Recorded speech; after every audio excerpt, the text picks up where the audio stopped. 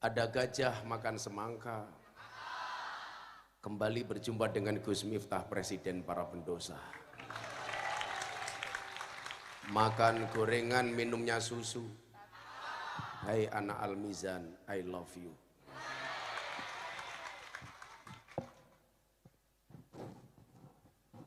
Majalengka panas, tapi lihat adik-adik jadi adem.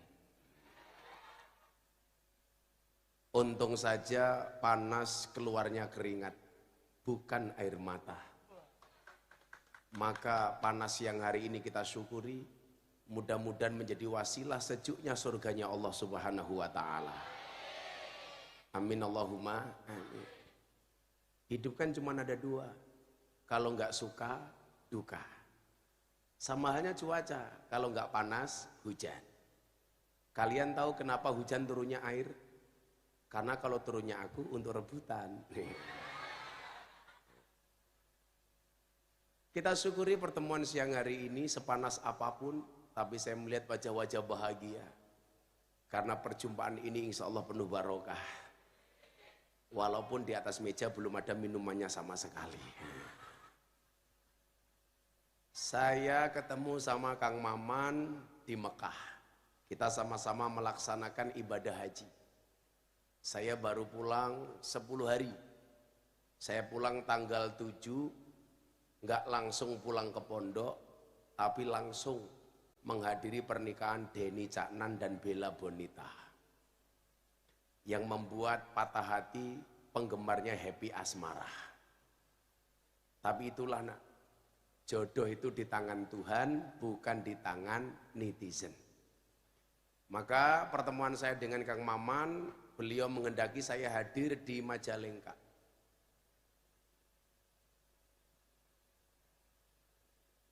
Dan wadah tisunya lebih besar daripada kelapa mudanya.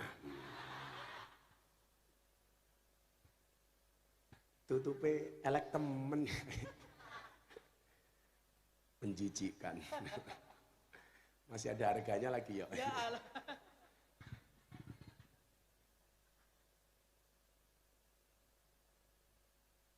Siap Bu. Ini Bu apa Mbak? Kol mimis. Ternyata namanya kol mimisen. Ini apa Mbak? Oh kopi. Kamu tahu bedanya Mbak Mimis sama kopi? Kopi mengandung kafein, kamu mengandung anaknya dia.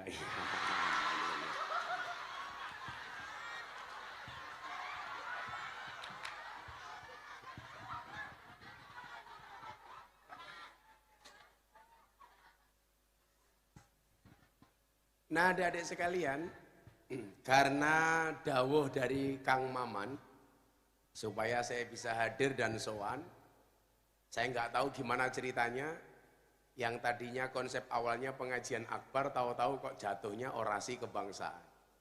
Tapi itulah, manusia boleh berencana, tapi isi ATM yang menentukan.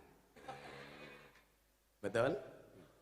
Saya baru pulang haji, maka semua yang hadir, termasuk ibu-ibu muslimat, adik-adik siswa dan siswi putri, siswa dan siswi, semuanya saya doakan. Mudah-mudahan segera dipanggil oleh Allah.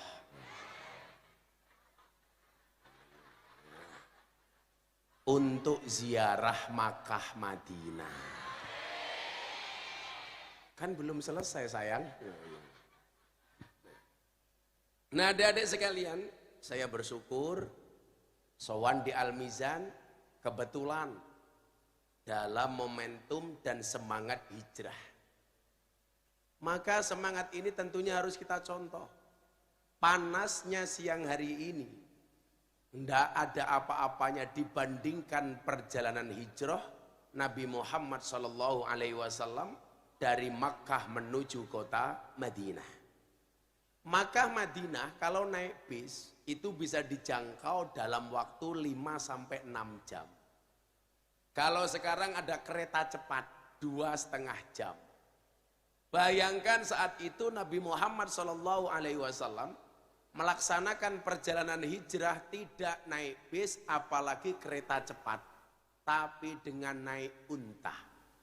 Berhari-hari dengan jalan yang terjal, dengan suhu yang sangat panas, melewati pegunungan. Ini menggambarkan betapa dahsyatnya perjalanan hijrah. Maka panasnya siang hari ini nggak ada apa-apanya dibandingkan perjalanan hijrah Nabi Muhammad Sallallahu Alaihi Wasallam. Maka adik-adik perlu ingat, Nabi hijrah bukan karena takut, apalagi pengecut. Nabi hijrah bukan karena cari tahta, harta ataupun wanita. Nabi hijrah untuk menyempurnakan dan menuntaskan tugas kenabiannya. Nabi hijrah untuk menjamin kesenambungan dakwah Islam. Nabi hijrah untuk menjamin sampainya Islam ke generasi penerus berikutnya. Jadi Nabi hijrah bukanlah lari, tapi untuk kembali. Nabi hijrah bukan sembunyi, tapi untuk atur strategi. Coba kalau nggak ada peristiwa hijrah itu, adik-adik ya, orang berangkat haji atau umroh itu monoton, kurang variatif. Kalau sampai peristiwa hijrah itu tidak terjadi, maka orang berangkat haji atau umroh itu tujuannya hanya di satu kota, yaitu kota Makkah. Tapi karena ada hijrah, maka kemudian orang haji itu asik, dibuat 2 gelombang. Gelombang pertama ke Madinah dulu, baru kemudian bergerak ke Mekah untuk melaksanakan ibadah haji. Gelombang kedua langsung ke Mekah, baru kemudian mengunjungi kota Madinah. Pelajarannya apa? Yang pertama, bahwa hijrah itu dimaknai apa? Sayyidina Utsman bin Affan karramallahu Sayyidina Utsman kok karramallahu wajhah radhiyallahu an. Beliau mengatakan apa? Al-hijratu farraqat bainal haq wal batil. Yang namanya orang hijrah itu adalah orang yang mampu membedakan mana yang hak, mana yang batil. Mana yang bagus, mana yang jelek. Nah, hidup itu pilihan, nak. Kamu mau pilih jadi apa, itu pilihannya ada di kamu. Kamu mau menempatkan diri kamu besok seperti apa, itu pilihannya juga ada di kamu. Dan saya mengambil pilihan yang berbeda dengan Kang Maman. Kang Maman kiai yang menjadi politisi, Gus Miftah kiai yang menjadi kiainya PSK dan LC. Menjadi kiainya orang-orang di klub malam. Menjadi kiainya orang-orang marginal. Menjadi kiainya preman. Kamu lihat apa kok ke belakang? Oh, ternyata ada yang terang di belakang. Untung Pak Kiainya di sana, jadi nggak bisa melihat. Ini adalah pilihan. Maka semangat Nabi itu, coba Anda lihat. Semangat Nabi Muhammad SAW harus kita contoh sebagai sebuah spirit, sebagai sebuah semangat.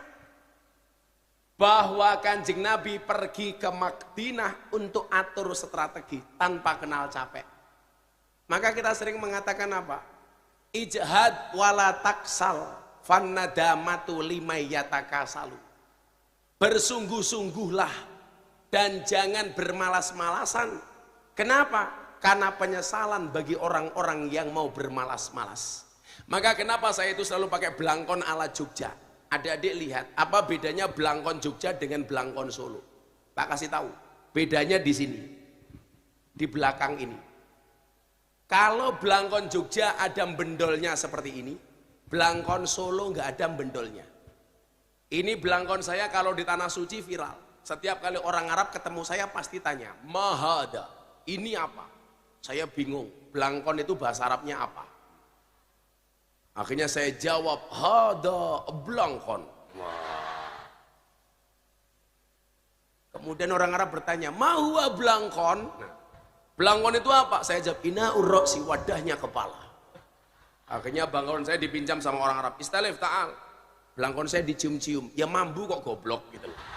Saya aja nggak pernah cium gimana. Akhirnya yang ditanya ini, wa ma hada? Ini apa? Ahada bom. Apakah ini bom? Saya jawab, rok suka kepala lo peyang. Saya jawab, hada mondolan. Karena memang kalau dilihat-lihat, nah, hasanah bahasa Jawa itu jauh lebih kaya dibandingkan dengan bahasa Arab. Dengan bahasa Sunda, nggak tahu kalau saya bahasa Sunda. Bahasa Sunda itu contohnya makan. Makan itu bahasa Arabnya apa? Nah? Akala yakulu un. Kalau bahasa Sundanya apa? Hah?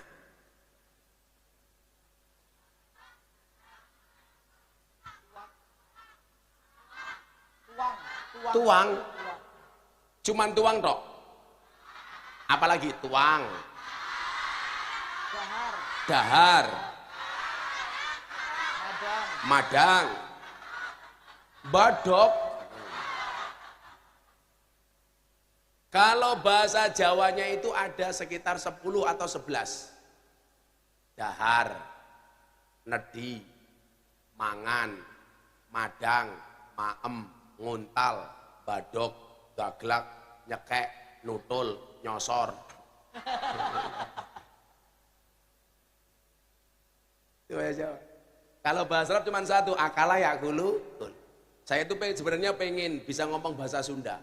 Tapi kata Kang Maman syaratnya berat. Gus Miftah bisa lancar bahasa Sunda asalkan menikah dengan cewek Sunda. Iya. Apalagi jahe, janda herang. Iya. Nah, saya berani berpoligami asalkan Kang Maman memberi contoh. Nah. Tapi insya Allah saya tidak akan berpoligami. Karena Gus Miftah ini termasuk tipe suami yang setia. Karena saya punya prinsip lelaki yang hebat bukan lelaki yang mencintai banyak wanita, tetapi mencintai satu wanita dengan banyak cara. Harusnya kamu jangan tepuk tangan, bilang cuaks.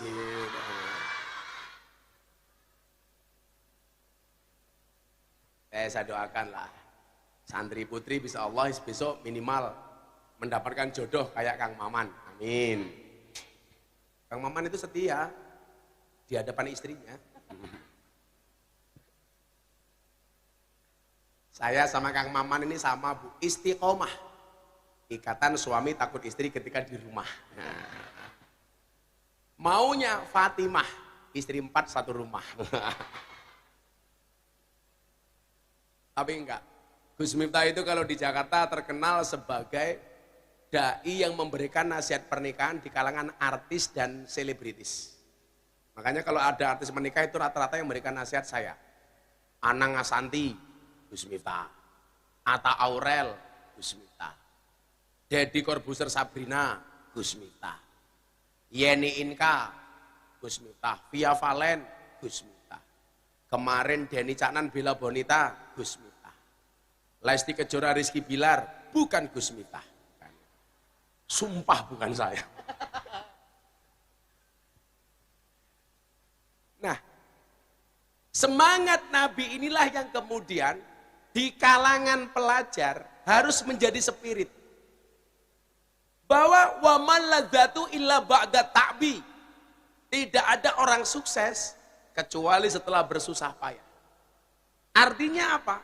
Apa yang kamu lakukan hari ini di Al-Mizan akan menjadi penentu masa depan yang kamu dapatkan. Maka yang perlu diingat, orang sukses itu memahami proses, sementara orang gagal banyak protes. Maka kalau Anda melihat kesuksesan seseorang, tolong jangan dilihat suksesnya, tapi lihatlah prosesnya. Kang Maman bisa membuat sekolah pondok sebesar ini, itu pasti dimulai dari nol. Makanya kalau mas-mas pengen cari istri yang dimulai dari nol gampang, menikahlah dengan pegawai SPBU. Dimulai dari nol ya.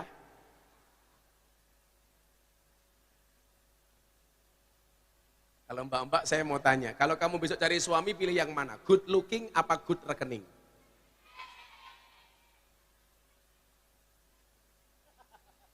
Good rekening.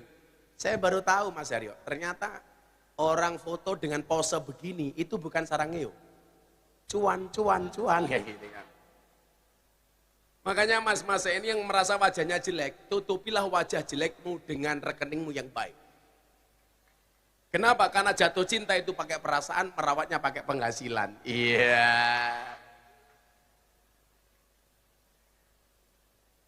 Nah, tak kasih tahu ya. Ibu-ibu muslimat, mbak-mbak, itu sama. perempuan itu hatinya seperti rekening bank. Maksudnya apa? Enggak mungkin berbunga kalau enggak ada saldonya. Bener dek? Karena berangkat dari suami yang good rekening akan menjadikan wajah istrinya glowing. Dan di balik wajah istri yang glowing ada suami yang golong komeng. Masa depanmu tergantung apa yang kamu tanam hari ini. Maka kita sering mendengar bahasa mahfudzat apa? May yazra yahsud. Barang siapa menanam pasti mengetam.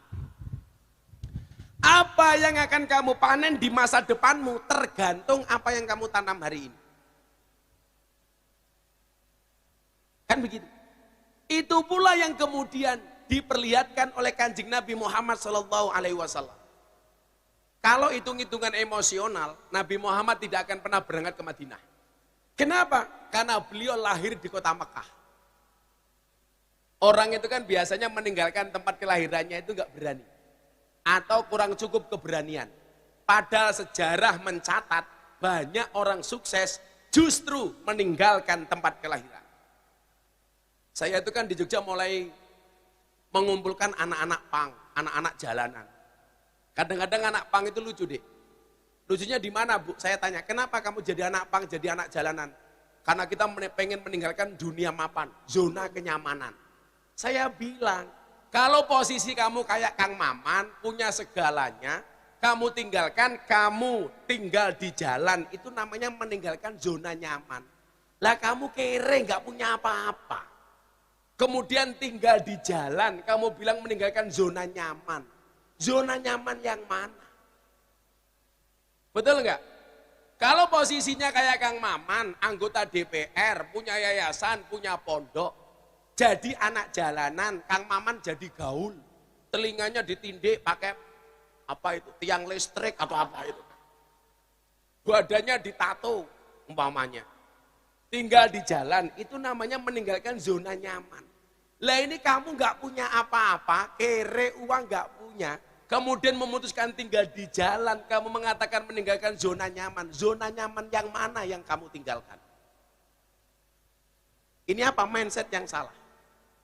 Nah, orang yang berani bergerak, orang yang sukses.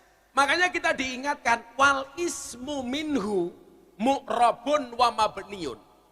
Isim itu ada dua, Dek. Kalau enggak mu'rab, mabni. Mu'rab itu dinamis, mabni itu statis. Santri hari ini harus mu'rab bukan mabni. Jadilah orang yang optimis, bukan pesimis. Jadilah orang yang dinamis, bukan statis. Jadilah trendsetter, bukan follower. Jadilah pemain, bukan hanya penonton. Jadilah imam, tapi mohon maaf, jangan jadi makmum. Orang hari ini di era medsos, mohon maaf, yang akan mendapatkan peluang lebih besar menggapai masa depan adalah mereka yang menjadi trendsetter, bukan follower. Sorry, di kalangan Dai Nahdlatul Ulama, follower yang paling banyak adalah Gus Miftah. Nggak percaya, silakan dicek. Kang Maman Instagram followernya berapa, Gus Miftah berapa. Pasti banyak saya. Kemarin terakhir ada survei Jayabaya College, survei tentang dai terpopuler yang paling banyak disukai di Indonesia. Coba Anda lihat, perbincangan ulama dan dai pilihan netizen Indonesia. Dari 1 Januari 2023 sampai 8 Juli 2023. Dai yang paling disukai di Indonesia, nomor 1, 12,8%, Gus Miftah. Nomor 2, 11,3%, Gus Baha. Nomor 3, 10,2%, Gus Muafik. Saya bersyukurnya apa? Ibu-ibu muslimat harusnya bangga. 3 besar isinya kader muda Nahdlatul Ulama. Kalau saya sering ngobrol sama Kang Maman, Gus Miftah itu dai muda NU yang paling sering diundang sama Presiden Jokowi. Kalau Kang Maman, pondoknya sering didatangi sama Pak Jokowi. Kalau Gus Miftah paling sering diundang untuk ceramah di hadapan Pak Jokowi. Kemarin terakhir bulan Ramadan, di acara forum silaturahim Ketua Umum Parpol, saya diminta jadi imam sholat duhur dan ceramah di hadapan Pak Jokowi. Maka adik-adik tahu, 5 menit waktu duhur hari itu, Indonesia yang mimpin saya. Karena Pak Jokowi makmum saya. Saya mau sholat, tengok ke belakang, sawu sufufakum fis sholat. Tolong luruskan dan rapatkan softnya di dalam sholat. Pak Jokowi jawab, siap Gus. Bagus. Saya takbir, Pak Jokowi ikutan takbir. Saya ruko, Pak Jokowi ikut ruko. Saya sujud, ikut lagi. Saya salam, ikut pula beliau salam. Selesai sholat saya bilang, cie, ikut saya cie. Saya bilang. Pak Jokowi jawab, cuaks.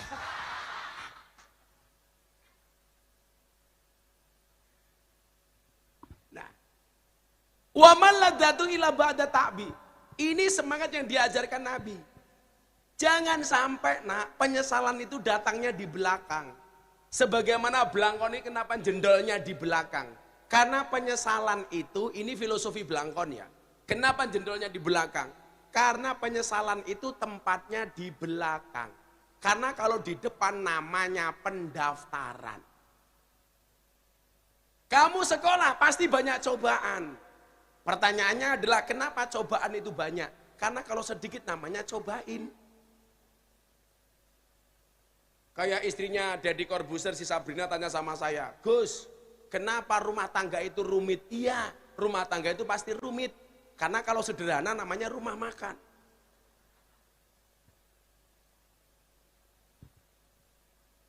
Maka Gus Miftah sering bilang apa, Dek?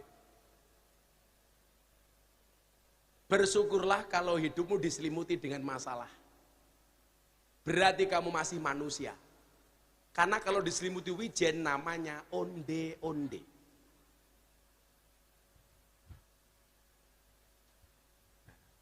Ibu-ibu di belakang, ibu-ibu muslimat. Saya itu membedakan muslimat sama fatayat, Mas Haryo. Itu nggak perlu lihat seragamnya, cukup dari baunya. Kalau fatayat biasanya parfum. Kalau muslimat balsem. Remason, fresh care.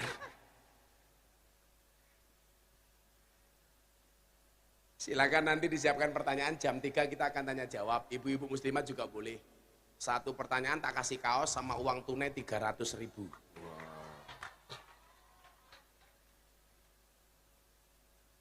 Lumayan kan? Kan aku kiai kaya. Bukan, kan aku good rekening. Tapi juga good looking. Itu tukang foto, di foto-foto ra meneng wae ning kono kowe. Kamu tahu kenapa tukang foto itu kalau moto matanya merem satu? Karena kalau dua-duanya merem gak kelihatan, goblok.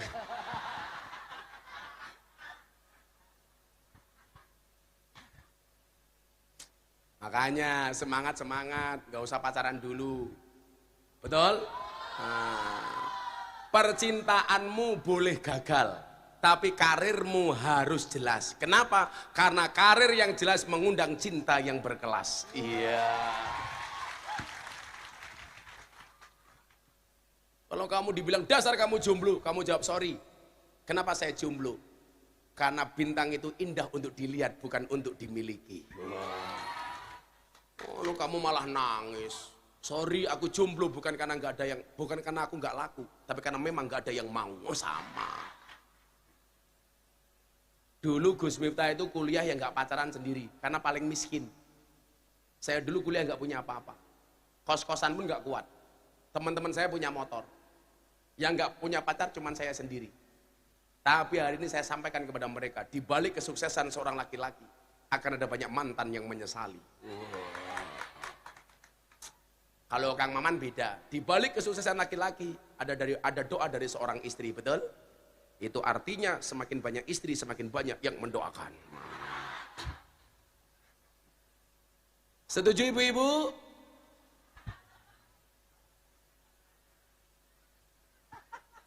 Bu, Sebentar deh, saya tak kasih hiburan ibu-ibu di belakang. Bu, dalam Al-Quran itu ada 4 macam tipe keluarga.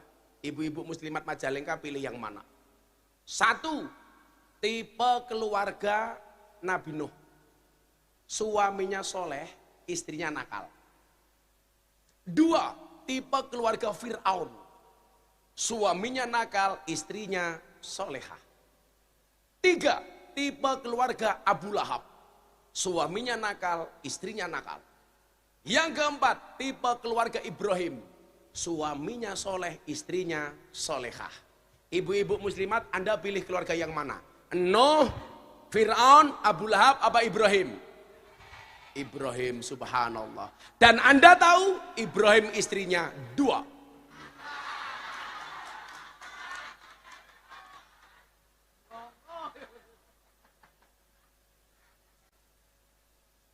Ibu-ibu di belakang langsung teriak, enggak jadi. Fir'aun ya ora apa-apa. Membangongkan.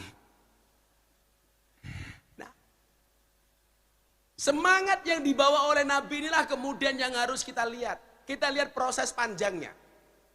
Begitu Nabi Muhammad meninggalkan kota Mekah, ternyata beliau mendapatkan kesuksesan di tempat baru, yaitu kota Madinah.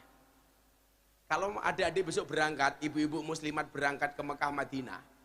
Kalau saya disuruh milih tinggal di Mekah atau di Madinah, wallah, saya lebih suka tinggal di Madinah. Alasannya sederhana. Madinah itu kotanya lebih menyenangkan. Kenapa? Di situ ada jasad manusia termulia sepanjang sejarah, baginda Nabi Muhammad SAW. Di Mekah itu walaupun ada Masjidil Haram, ada Ka'bah, yang keutamaannya orang sholat di Masjidil Haram dibandingkan masjid lainnya di dunia itu 100.000 kali lipat. Jumatan sekali di Masjidil Haram itu sama dengan Jumatan 100.000 kali di Majalengka. Maka kamu nggak usah kaget kalau Kang Maman pulang haji malah nggak pernah Jumatan. Kenapa? Saldonya masih banyak. Tapi kalau saya disuruh milih ya, saya lebih suka tinggal di kota Madinah. Kotanya nyaman, orangnya ramah. Masuk masjid gak buru-buru. Kita mau sholat di mana banyak pilihan. Kalau di Mekah, waduh, dikit-dikit diusir. Orangnya gak ramah. Pertanyaannya adalah, kenapa Madinah itu bisa menjadi kota yang menyejukkan seperti itu? Makanya kenapa kita sering berdoa, ya Allah ya Rabb, jadikanlah bangsa Indonesia bangsa yang madani, yang itu asal katanya sama dengan Madinah. Ya kan? Madani. Madinah itu bonus dari ketaatan Rasulullah. Ketika seseorang mengejutkan Allah dengan ketaatannya, maka tunggulah Allah akan mengejutkannya. Nabi Muhammad diperintahkan untuk meninggalkan kota Makkah. Nabi Muhammad taat, berangkatlah dia ke Madinah. Dan Nabi Muhammad dikejutkan dengan kota Madinah yang menyenangkan. 1.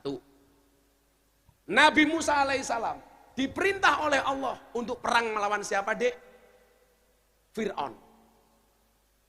Itu kalau pakai logika, kira-kira Musa berani apa enggak? Enggak. Pasukan Fir'aun jauh lebih banyak, kerajaannya besar. Sementara Musa itu hanya anak angkatnya Fir'aun laknatullah alaih. Tapi apa? Nabi Musa mengejutkan Allah dengan keberaniannya berperang melawan Fir'aun. Pertanyaan saya, Musa menang apa kalah? Menang apa kalah? Siapa yang bilang menang? Menang, kalau menang kenapa lari? Faktanya Nabi Musa lari sampai ke pinggir lautan, betul? Dikejar sama Fir'aun. Musa kalah. Begitu berhadapan-hadapan di pinggir pantai, di pinggir lautan, apa yang membedakan antara Musa dengan Fir'aun? Sehebat-hebatnya Fir'aun, sebesar-besarnya Fir'aun, merasa dirinya adalah Tuhan, sementara selemah-lemahnya Musa di dalam hatinya ada Tuhan. Akhirnya siapa yang dimenangkan oleh Tuhan? Dia yang di dalam hatinya ada Tuhan, bukan dia yang merasa dirinya adalah Tuhan. Akhirnya Nabi Musa dikejutkan dengan lautan yang terbelah menjadi jalan. Kejutan Allah diberikan kepada Nabi Musa alaihissalam. Kita ngomong Nabi Ibrahim. Lagi seneng-senengnya punya anak namanya Ismail. Allah memberikan wahyu melalui mimpi untuk menyembelih, memotong lehernya Ismail. Ibrahim mengejutkan Allah dengan ketaatannya. Karena ini perintah Allah, Ismail saya potong lehernya. Dan apa yang terjadi? Atas ketaatan Ibrahim, Allah mengejutkan Ibrahim dengan leher Ismail diganti dengan seekor domba, betul? Buah ketaatan, deh. Makanya saya mengatakan apa Mas Aryo? Hewan terbaik itu domba. Buktinya apa? Buktinya jelas. Ismail dipotong lehernya oleh Allah ternyata diganti dengan seekor domba. Bukan dengan seekor unta. Bukan dengan seekor sapi. Bukan dengan seekor kambing. Tapi dengan seekor domba. Itu menunjukkan bahwa domba itu adalah hewan terbaik. Pertanyaannya Haryo, kenapa hewan kurban itu jenis kelaminnya pasti jantan? Sapi, jantan. Unta, jantan. Kambing, jantan. Domba, jantan.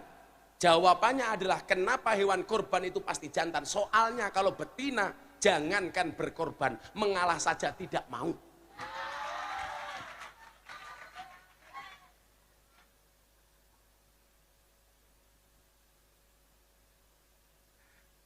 Coba adik-adik lihat, hebatnya perempuan itu. Judul-judul film tuh kamu lihat coba. Nyi Roro Kidul, cewek. Nyi Blorong, cewek. Mak Lampir, cewek. Nenek Sihir, cewek. Wewe Gombel, cewek. Kuntilanak, cewek. Susana, cewek. Suster Ngesot, cewek. Sundel bolong, cewek. Ini artinya apa? Artinya adalah makhluk yang paling horor dan menakutkan serta mengerikan adalah cewek.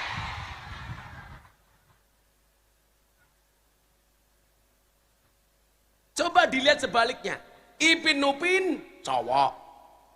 SpongeBob, cowok. Tom and Jerry, cowok. Scooby-Doo, cowok.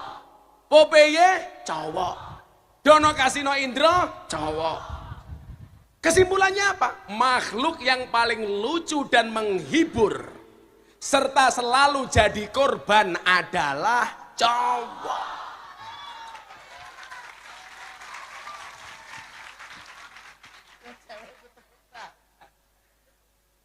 Nggak mungkin cowok itu bisa menang sama ibu-ibu, itu nggak mungkin. Sehebat-hebatnya Kang Maman kalau ceramah, dibentak istrinya, goblok mendadak.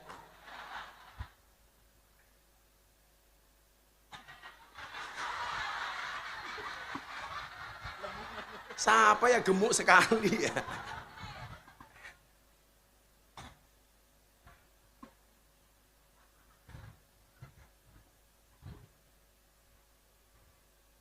Makanya quote-nya Abah apa yuk? Saya punya quote bu untuk ibu-ibu. Perempuan itu kalau disakiti nggak pernah lupa, kalau menyakiti nggak pernah ingat. Itulah perempuan.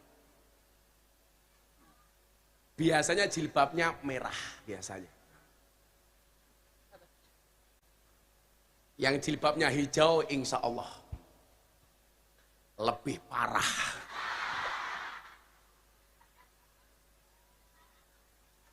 Oh ternyata muslimat.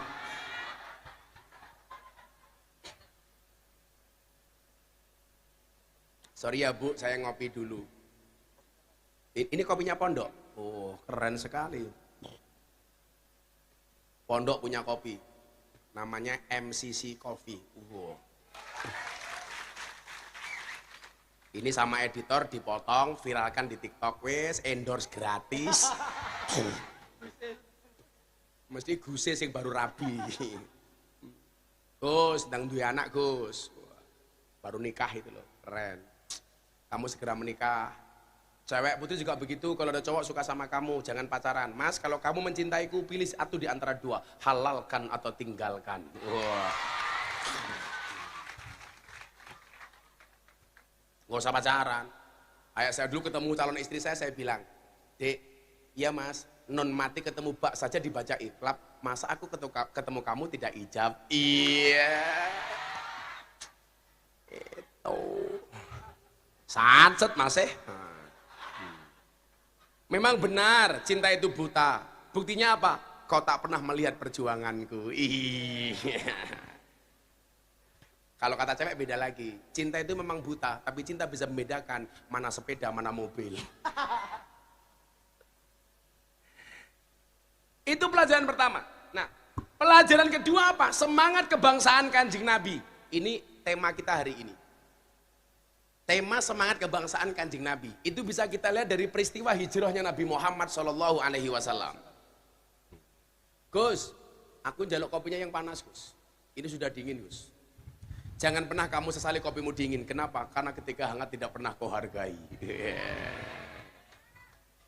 Gus Miftah itu kayak kopi, pahit sih tapi banyak yang mencintai. Iya. Makanya mbak-mbak belajarlah dari kopi. Tetap menjadi hitam dan pahit, tidak harus menjadi putih dan manis untuk dicintai. Makanya wajahmu biasa-biasa saja, malah alisnya dilukis kayak galengan kayak gini, kayak celurit. Kayak dari tadi ibu-ibu muslimat itu kipas-kipas, itu bukan karena takut panas dek, takut bedaknya luntur.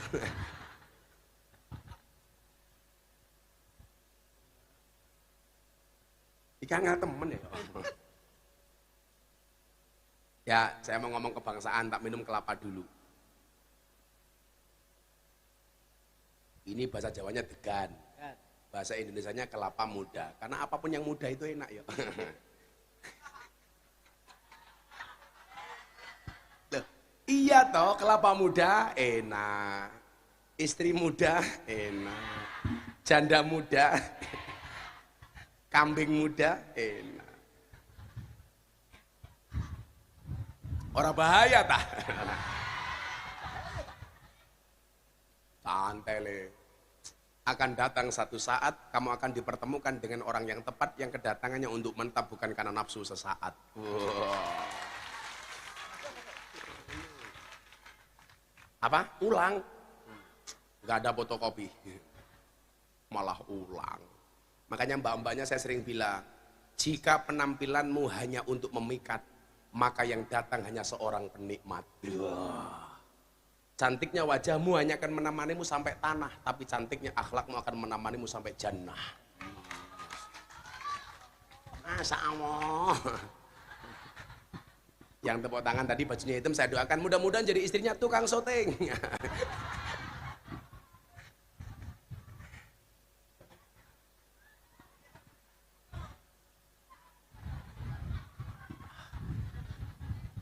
Itulah alasan kenapa saya jarang ke Al-Mizan yo. Lah saat ini Kang Maman ayu-ayu ya. Kan aku khawatir. Apa pelajaran kebangsaan dari peristiwa hijrahnya Nabi Muhammad SAW? Loh adik-adik semangat kayak penjual es itu loh. Penjual es itu optimis. Karena cepat atau lambat pasti akan cair.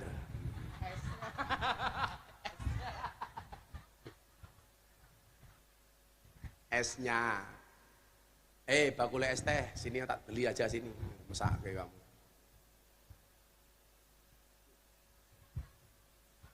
Kalau Roma Irama Satria bergitar, ini Satria beres teh. Sini tak beli berapa? Sini ya, enggak apa-apa. Satu gelas berapa? 5.000. Untungnya banyak temen ya. 5.000. Itu jumlahnya semuanya berapa? 22 kali 5.000 berapa? 110. 110.000. Tak beli 200 boleh apa enggak? Boleh? Iya boleh. Oh boleh, ya boleh lu kok enggak boleh. Beli. Ya Udah dibagi-bagi sana tak kasih uang.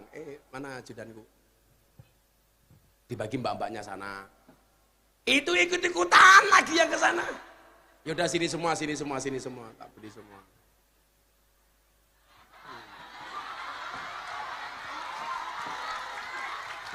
Itu yang belakang ngapain maju? Saya mau dagang, Pak. Insyaallah. Ibunya berapa? Ibunya berapa? Gini.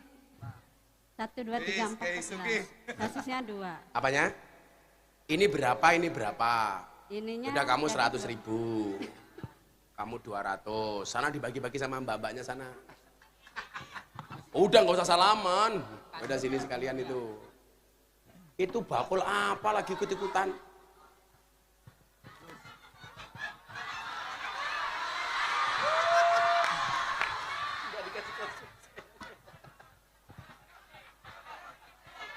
Itu berdua sini. Ini nih. Bakul es aja, bakul es. Kamu berapa? 3 berapa? 15. Yaudah 100 berdua. Oh, ini 100 berdua. Ya, dibagi ya. Dibagi 2. Kamu berapa? Itu bakul mainan ngapain ke sini? Sana. Ya, sana. 23 Bos. 23. 23 berarti berapa? 130. Nah, dan bagi sana, mbak-mbaknya sana. Ya, udah. Ya.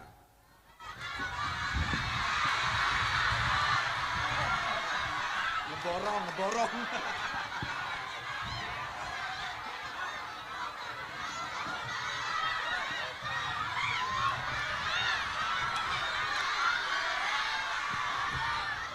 Nah, Panas, Gus. maturun, Kang. Sudah jualan dulu sana, jualan. Jualan.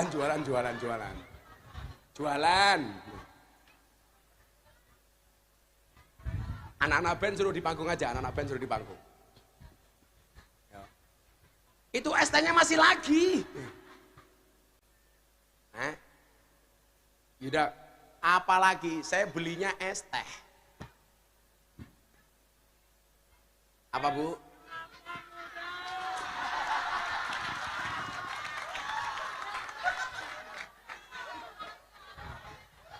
Orang bahaya tah. Kamu berapa? Yang saya beli yang es.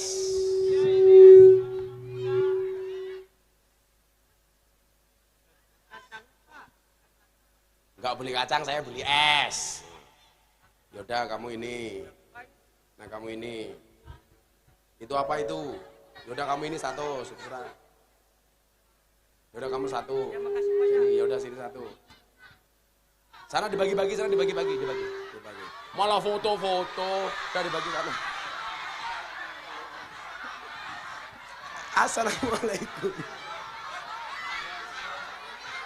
Mbak, dibagi itu dibagi. Gus, itu dibagi, Gus. Itu loh, ibu itu loh.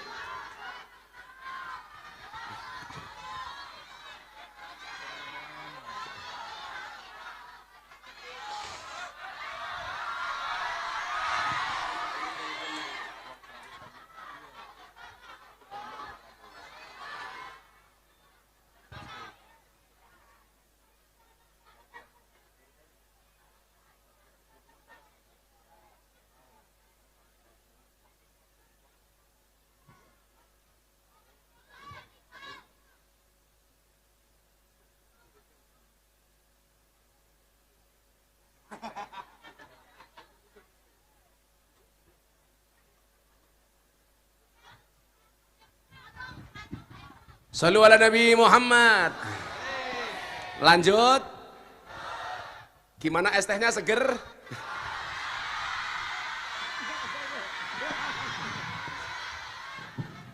Kayak aku bapakmu.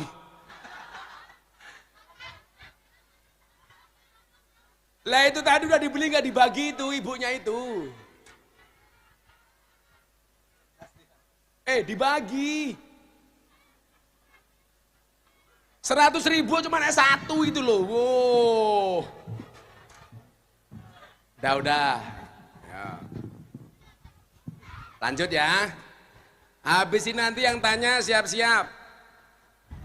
Tak tiap ya. Dah, lanjut.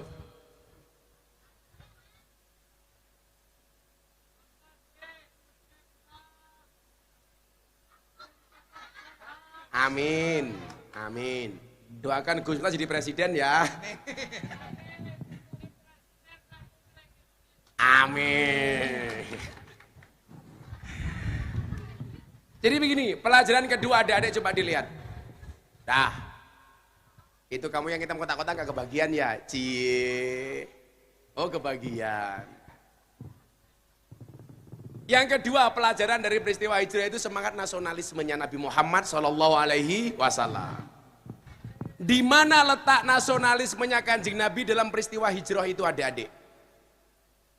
Ketika Nabi Muhammad kemudian memutuskan meninggalkan kota Makkah, dari atas bukit beliau menatap kota Makkah, kemudian beliau mengucapkan apa? Wallah innaki la ahabul ardi ilayya. Demi Allah, kamu adalah tanah yang paling aku cintai, kata Nabi. Satu. Kalaulah tidak karena sesuatu, maka aku tidak akan meninggalkan kamu, wahai kota Mekah. Ini menunjukkan rasa cinta Nabi Muhammad SAW kepada kota Mekah. Tapi begitu sampai kota Madinah, doa pertama kali yang dilantunkan oleh Nabi Muhammad SAW, begitu masuk kota Madinah beliau mengangkat tangannya kemudian berdoa, Allahumma habib ilainal Madinah kahubina ila Makkah au asyad. Ya Allah ya Rabb, anugerahkanlah kepadaku untuk mencintai kota Madinah sebagaimana aku mencintai kota Mekah atau bahkan lebih dahsyat daripada itu. Ini menunjukkan apa, Dik? Kanjeng Nabi mencintai tanah Arab. Pertanyaannya adalah, kenapa Nabi Muhammad mencintai tanah Arab? Karena beliau lahir di Arab, hidup di Arab, berjuang di Arab, kemudian meninggal dimakamkan di tanah Arab. Itulah alasan kenapa Nabi mencintai tanah Arab. Pertanyaannya adalah, kenapa kita harus mencintai Indonesia? Karena kita lahir di Indonesia, besar di Indonesia, berjuang di Indonesia, hidup di Indonesia, besok kita mati dimakamkan di Indonesia. Itulah alasan kenapa kita mencintai Coba kalau ngomong teriak Indonesia yang kencang. Itulah alasan kenapa kita mencintai Itu dong. Tapi lucunya apa, Kang? Ini banyak pihak-pihak yang kemudian gak setuju dengan konsep Indonesia hari ini. Contoh, ada Ustadz Wahabi yang mengatakan apa? Mencintai tanah air itu kafir. Saya ada clippingnya. Sebut Pancasila bid'ah. Orang kafir cinta tanah air, kita cinta Madinah. Lucunya apa? Ketika dia ngomong seperti ini, tinggalnya di Indonesia, cari makannya di Indonesia, hidupnya di Indonesia, tinggalnya di Indonesia. Mbok sana kamu minggat ke Madinah, gak usah pulang. Nah, ada lagi Ustadz yang mengatakan apa? Mencintai tanah air itu tidak ada dalilnya. Sementara ketika Palestina dibom sama Israel, dia teriak pertama kali untuk membela Palestina. Pertanyaannya adalah, untuk mencintai bangsamu kamu cari-cari dalil, untuk membela negara lain kenapa kamu tidak membutuhkan dalil? Ini adalah pola pikir yang salah. Lah makanya kita jadi orang NU itu keren, Dik. NU itu punya dua misi. Misi keagamaan dan misi kebangsaan. Misi keagamaannya apa? Menjaga keberlangsungan Ahlussunnah wal Jamaah dan mengamalkannya. Dan misi kebangsaannya adalah menjaga Indonesia dengan 4 hal tadi yang dikatakan oleh Kang Maman. PBNU, Pancasila, Bhinneka Tunggal Ika, NKRI, dan Undang-Undang Dasar 1945. Artinya apa? Kenapa kita mencintai tanah air kita Indonesia? Karena kita mengikuti jejak Rasulullah yang mencintai tanah Arab, mencintai kota Mekah tempat kelahirannya, dan mencintai kota Madinah tempat berjuangnya. Berarti mencintai negara itu ada dalilnya.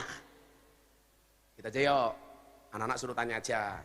Santai, uang saya masih banyak. Oke, 2 siswa cowok, 2 siswa cewek. Siapa yang berani? Yang udah maju nggak usah. Yang tengah. Ayo mas. Yang jaket hijau. Sama yang jas biru. Ya kamu pojok.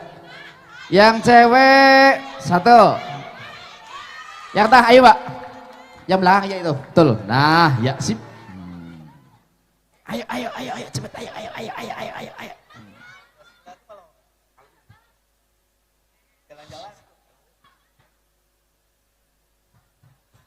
Ayo. Tolong siapin kaosnya. Sini duduk sini. Dikasih mic yo. Ada di sana, ada depan. Nah, Assalamualaikum warahmatullahi wabarakatuh. Waalaikumsalam warahmatullahi wabarakatuh. Nama saya Muhammad Rizki dari SMK Ma'arif Al-Mijan.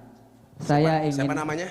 Muhammad Rizki, Muhammad Rizki. Kamu kelas berapa Muhammad? kelas 12, SMK. Jurusan apa? jurusan TKJ, Apa itu?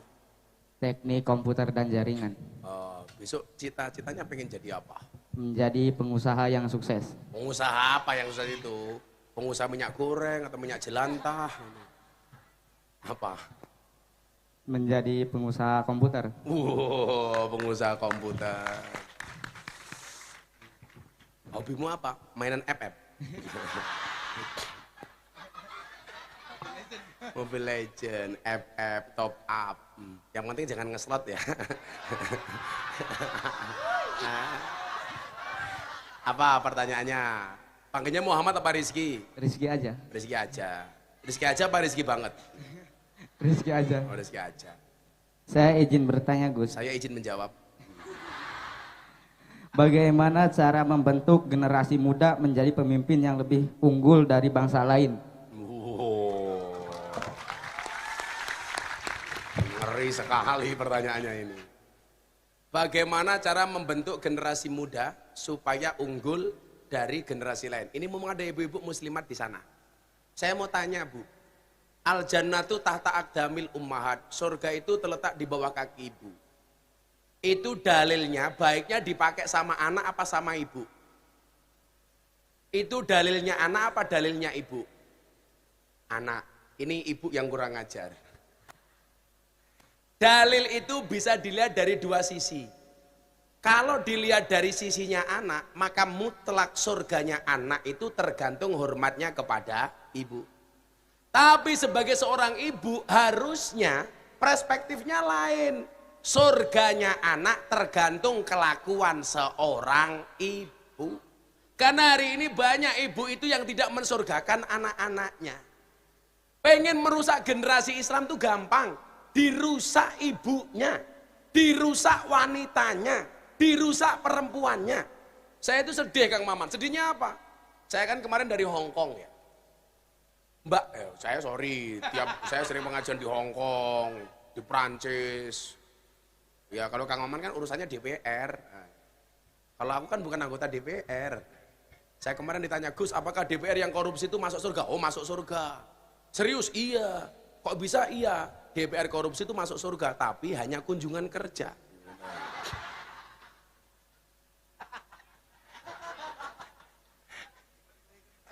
Cemplung balik lagi ke neraka. Gitu. Jadi begini, cara merusak generasi kita itu dengan merusak wanita, Bu. Maka kenapa kemudian adunya mataon wa kharu mataya maratus solehah itu benar. Bagaimana perempuan muslimah hari ini tidak menjadi yang solehah. Dirusak dengan cara apa? Yang pertama fashion. Anak-anak Islam, anak-anak Majalengka. Mengidolakan siapa? Blackpink. Wow. Kalau Lisa Blackpink. Kalau Gus Miftah mengidolakan Black Kerupuk. Gitu. Blackpink. Yang terjadi apa? mengidolakan Lisa, akhirnya cewek-cewek Majalengka penampilan dan fashionnya mengikuti Lisa. Ya kalau Lisa pakai baju seksi pantes, bodinya mulus, orangnya tinggi kurus, seksi. Lah awewek Majalengka ikut-ikutan pakaiannya kayak Lisa, kakinya belang-belang, bodinya nggak menarik, kakinya hitam-hitam, dirusak. Kemudian yang apa lagi coba? Budayanya.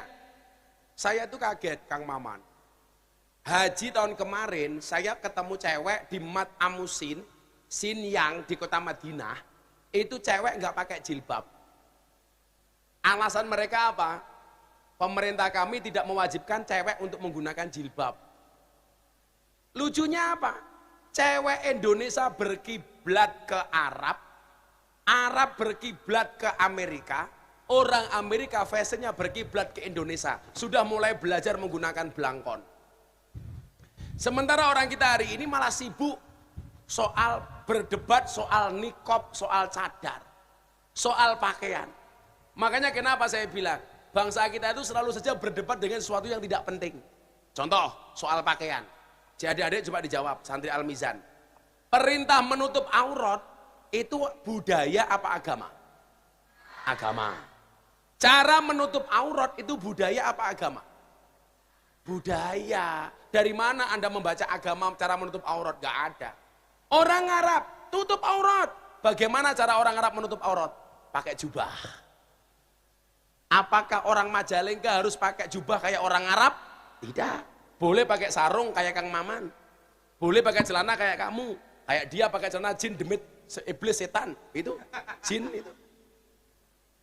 Boleh pakai seperti yang Gus Miftah pakai. Yang saya pakai ini namanya apa? Apa? Rok. Kiai pakai rok. Namanya apa, Mbak? Kulot. Please deh. Ini yang bener nih, celana sarung. Dari depan kayak sarung, dari belakang kayak celana. Tak buka, ya nggak apa-apa. Yeah.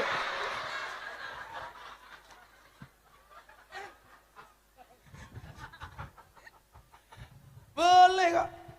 Apakah orang Majalengka harus pakai jubah kayak orang Arab, Bu? Enggak. Coba, songkok yang dia pakai ini. Kok jelek banget bentukmu? Baunya ya Allah. Saya mau tanya, songkok ini namanya songkok Islam apa songkok nasional? Songkok nasional. Berarti orang Kristen boleh pakai songkok apa enggak? Orang Islam harus pakai songkok apa enggak? Enggak. Makanya kenapa Gus Miftah pakai belangkon? Kang Maman tahu, Gus Miftah lelang belangkon laku 900 juta. Untuk acara Muktamar NU di Lampung. Laku 200 juta untuk santunan anak yatim di Jawa Timur. Coba kamu bayangkan. Belangkonnya saja 900 juta, apalagi sarungnya. Apalagi isinya, iya.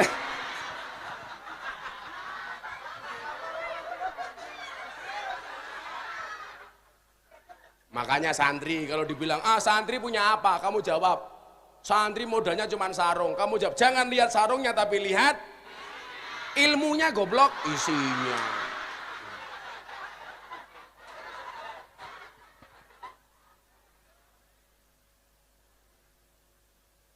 Ini songkok nasional. Berarti orang Islam tidak harus pakai songkok. Ini karakter dan budaya bangsa Indonesia. Lah kita dijajah, fashionnya dijajah, foodnya, makanannya dijajah. Sekarang anak-anak coba kalau minum, kalau beli makanan, yang dibeli apa? Kalau makan di warteg gengsi, apaan warteg? Makanya di angkringan gengsi. Maunya makannya di mana? KFC, McD. Minumnya apa? Thai tea, Thaimu. Itu apaan? Saya tuh nggak ngerti Kang, Thai tea itu apa? Apalagi itu misui. Apa? Saya tuh belum pernah sampai hari ini minum namanya misui, itu belum pernah saya. Makanya ketika orang rame-rame protes Joko Tingkir ngombe dawet katanya itu menghina Joko Tingkir, saya malah dukung. Berarti apa? Joko Tingkir menjaga kearifan lokal dengan mau minum dawet. Daripada miksui, ayo kowe. Kalau Joko Tingkir minum dawet itu benar. Yang salah itu kalau Joko Tingkir minum boba, wis salah. Karena zaman Joko Tingkir belum ada boba, apalagi miksui. Itu minuman apa toh misui itu? Enak. Kalau saya nggak kenal misui, tahu saya MMC Cafe.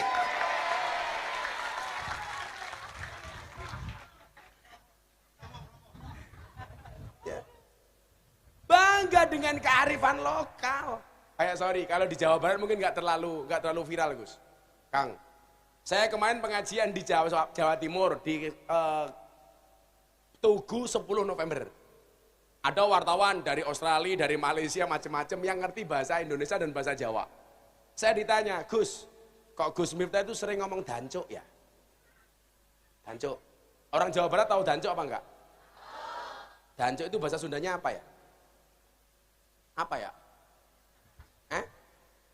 Apa? Kurang ajar.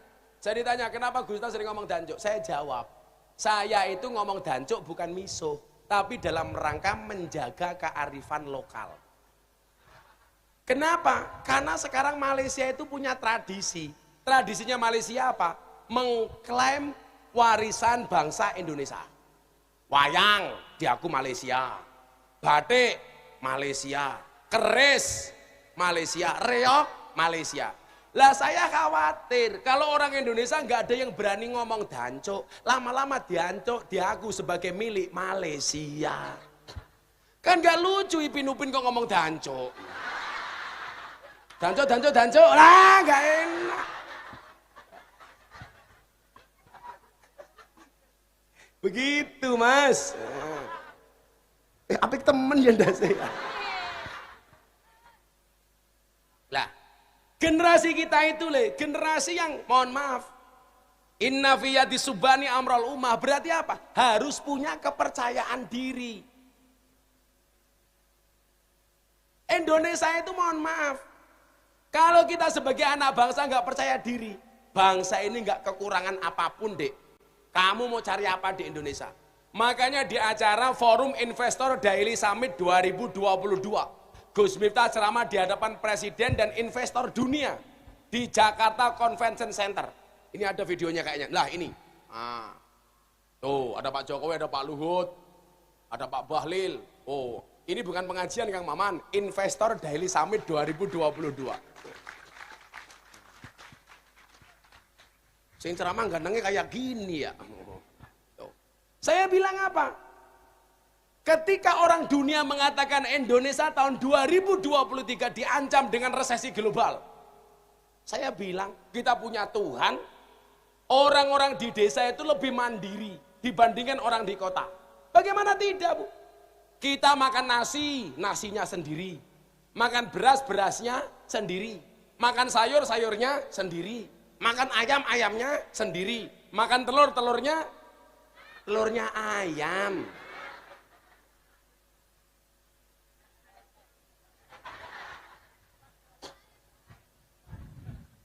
Yang dibutuhkan hari ini adalah semangat dan percaya diri bangsa Indonesia. Syaratnya apa? Dinamis. Yang tadi Gus Miftah bilang, wal ismu minhu mu'rabun wa mabniun. Jadilah anak bangsa yang mu'rab, yang dinamis, yang optimis. Itu generasi unggul Rizky. Nah, ya mbaknya. Namanya siapa? Iya kamu. Iya malah lihat MC-nya, cie. Kamu naksir ya. Ternyata kamu naksir sama dia. Namanya siapa mbak?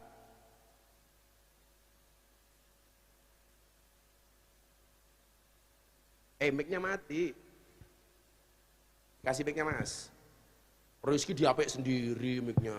Nama saya Mila Amalia, Gus. Siapa? Mila Amalia. Mila Amalia, panggilannya? Mila. Mila kelas berapa, Nduk?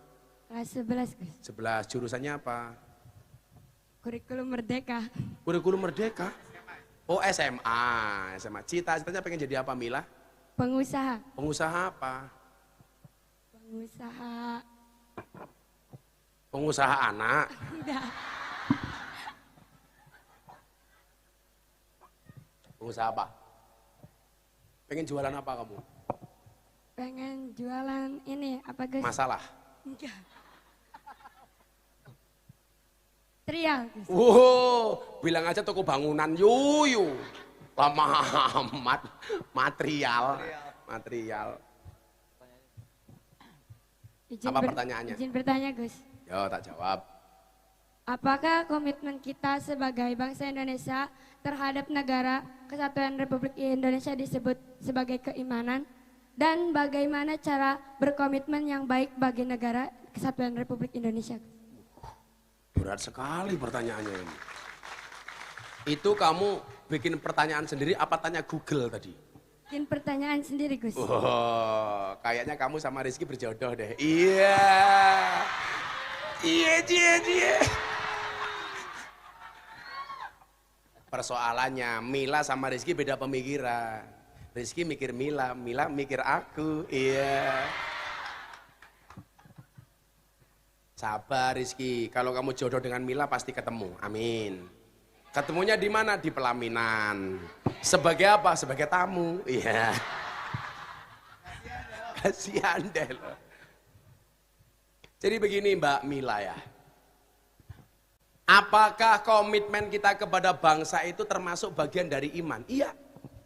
Kan resolusinya Mbah Hasim begitu. Hubbul waton minal iman. Artinya komitmen kebangsaan kita itu berarti menunjukkan keimanan kita. Lah dulu yang aneh itu Kang Maman ya. Pas viral-viralnya Via Valen. Tahu Via Valen nggak? Itu kan salah satu artis yang ngaji sama saya. Dia itu pernah didemo sama orang. Gara-gara menyanyikan lagu Din As-Salam. Din As-Salam. Kenapa? Karena Via Valen dianggap nggak sopan. Nyanyi solawatan di panggung dangdutan dengan pakaian yang terbuka. Pertanyaan Via Valen begini. Bah, boleh nggak saya menyanyikan Din As-Salam? Saya jawab boleh. Pertanyaan ini sebenarnya nyambung ketika saya di Surabaya itu ngaji Hubbul waton minal iman. Ada orang datang kepada saya tanya begini. Hei Ustadz, saya mau tanya. Hubbul waton minal iman itu hadis riwayat siapa? Mila, Hubbul waton minal iman itu hadis apa bukan? Bukan. Itu makalah ulama. Karena yang nanya orang goblok, saya jawab. Kamu tanya apa? Hubbul waton minal iman hadis riwayat siapa? Saya jawab riwayat Muslim. Lah dia tanya kok bisa Muslim? Lah iya, emangnya ada hadis riwayat non Muslim? Kan gak ada.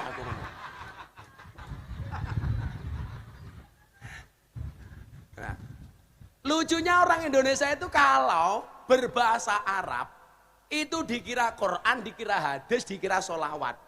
Kayak Din As-Salam yang ditanyakan sama Via Valen. Din As-Salam itu sholawat apa bukan, Dek? Bukan. Berarti dinyanyikan di panggung dangdutan boleh apa enggak? Boleh. Wong sambil ngising saja boleh kok. Wong itu bukan sholawat kok. Kamu duduk sambil nyanyi.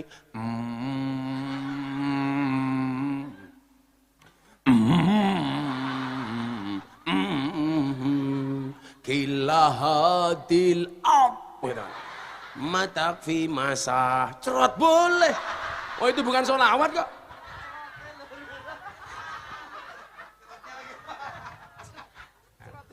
Memang ada lagu bukan sholawat tapi nggak pantas dinyanyikan di WC umpamane. Kemudian nih, lagu yang menghormati guru itu namanya apa? Sholawatnya? Lagunya? Man ana laulakum. Itu walaupun bukan sholawat, itu nggak pantas karena itu lagu menghormati guru kita. Mosok ngising kok karo nyanyi. Man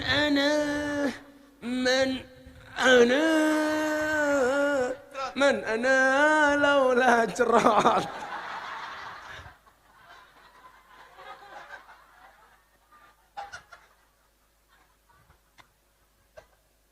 Saya itu pernah berdebat sama kiai saya Kang Maman. Karena kiai saya itu mutlak mengharamkan membaca kalimat thayyibah di dalam toilet. Ayo, saya punya logika saya bisa salah. Saya bilang begini, boleh nggak membaca kalimat thayyibah dalam WC? Saya bilang boleh, selama sesuai dengan proporsinya. Contoh, doa masuk toilet. Apa doanya? Allahumma barik lana fima razaqtana wa qina adzabannar. Allahumma ini. Kamu diem aja. Doa masuk toilet. Doa dulu baru masuk atau masuk dulu baru berdoa?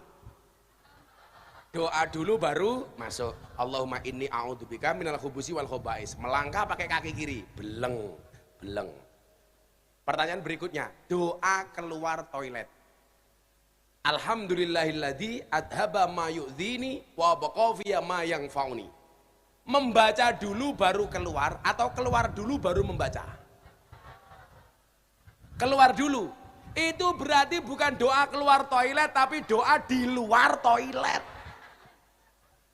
Wong mau masuk membaca dulu baru masuk, berarti kalau doa keluar membaca dulu baru keluar. Berarti kesimpulan saya, membaca kalimat thayyibah di dalam toilet selama sesuai dengan proporsinya itu boleh. Contoh, kamu lagi mandi, kepleset. Kamu misoh apa membaca innalillah? Set dancuk, lah enggak bagus. Boleh, set innalillah, boleh.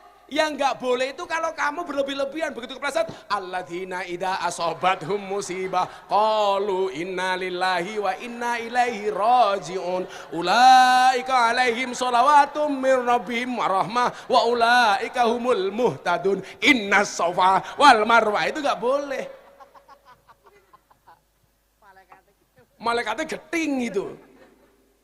Tapi kalau cuman kamu mandi di toilet di kamar mandi, tahu-tahu ada petir, der, umpamane. Kamu baca subhanallah, boleh apa enggak? Ya boleh. Yang enggak boleh itu kalau berlebihan, der, subhanallah walhamdulillah wala ilaha illallah wallahu akbar wala haula wala quwata illa billahil ali. Itu enggak boleh. Berlebih-lebihan, der subhanallah boleh. Ya saya nesu-nesu utakmu gitu ini. Ya kan memang boleh, selama tidak berlebih-lebihan. Karena innallaha la yuhibbul musrifin. Allah itu tidak menyukai orang-orang yang berlebih-lebihan. Makanya kalau kamu tanya, apakah mencintai negara itu bagian dari komitmen kebangsaan, menjadi bagian dari iman? Jawabannya iya. Ya kamu. Iya kamu. Pecinya NU, saya doakan masuk surga. Pecinya. Namanya siapa? Assalamualaikum warahmatullahi wabarakatuh. Waalaikumsalam. Namanya siapa? Perkenalkan, nama saya Rifki Rici Rifandi. Itu kamu ngomong apa kumur-kumur sih? Jangan deket-deket. Namanya siapa? Rifki Rici Rifandi. Rifki Rici Rifandi. Rifandi. Rifki Rici Ripandi. Oh, double three. Iya kan? Rifki Rici Rifandi. Triple three. Triple R. Jenengnya nggak temennya. Panggilannya apa? Rifki. Apa? Hamid. Gapin. Lah wong Rifki dadi Gapin iki kepiye ta iki? Bapakmu namanya siapa, Ki? Rifki. Panggil kalau di rumah panggilnya Rifki. Bapakmu.